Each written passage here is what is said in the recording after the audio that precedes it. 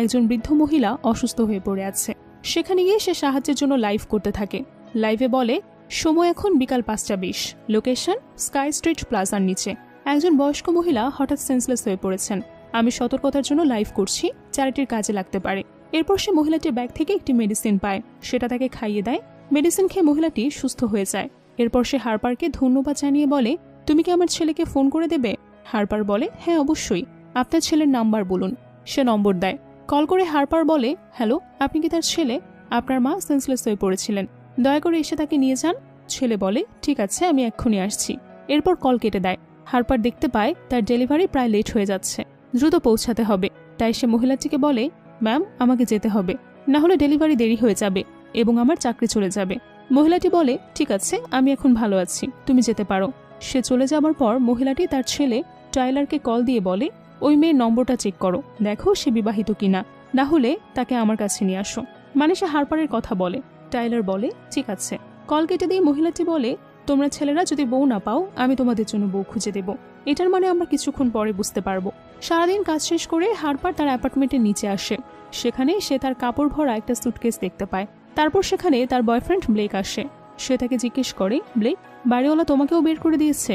আবার মনে মনে ভাবে, এটা তো অসম্ভব, আমরা তো এই বাড়িটা কিনে নিয়েছি। ব্লেক তার সাথে ব্রেকআপ করে ফেলে।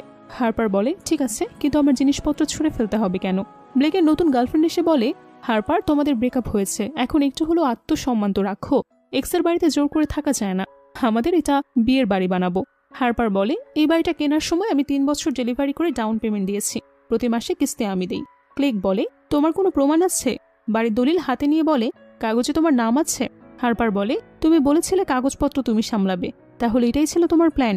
পুরনো কথা বাদ দাও, পরিষ্কারভাবে আলাদা হয়ে যায়। ক্লেকের নতুন গার্লফ্রেন্ড বলে, হারপার, আমি তোমার কাজিন, জানি তুমি কষ্ট পাচ্ছ, কিন্তু বেঁচে থাকার যুদ্ধের মধ্যে রূপকথার প্রেম খোঁজা বোকামি। ক্লেক আর আমি 6 মাস ধরে একসাথে আছি। 3 দিন আগে সে শুধু তোমার মন ভাঙতে চাইছিল না, কিন্তু আমার আর লুকাতে পারছি না, আর কোনো উপায়ও নেই। ক্লেক বলে, হারপার ছেড়ে দাও, তুমি শক্ত মেয়ে, এইটুকু ধাক্কায় তুমি কখনোই ভাঙবে না। এই বলে তারা চলে যেতে থাকে। হারপার পেছন থেকে ব্লেককে লাথি মারে। ব্লেক মাটিতে পড়ে যায়। লাথি মেরে বলে, তোমরা দুজনে বিশ্বাসঘাতক সাপ। ব্লেকের নতুন গার্লফ্রেন্ড রেগে বলে, তাকে মারার সাহস পেলে কোথা থেকে? হারপার তাকেও মেরে ফেলে দেয়। ব্লেক উঠে রেগে যায় এবং হারপারকে মারতে চায়। ঠিক তখনই সেখানে গাড়ি নিয়ে নাথান, কার্টার এবং টাইলার চলে আসে। কার্টার ক্লেকের হাত ধরে নেয় এবং বলে, তোর লজ্জা করে না মেয়েদের মারছিস? ব্লেক বলে, তুই কে? বের হয়ে যায় এখান থেকে, এটা আমাদের পারিবারিক ব্যাপার, দূরে থাক। টাইলার হারপারকে জিজ্ঞেস করে, ভাবি, তুমি কি বিয়ে করেছো? হারপার অবাক হয়ে বলে, আমি কখন বিয়ে করলাম? আমি কখন তোমার ভাবি হলাম? টাইলার এটা শুনে বলে, তুমি যদি বিয়ে না করো তাহলে অবশ্যই আমরা ভাবি হব। ব্লেক জিজ্ঞেস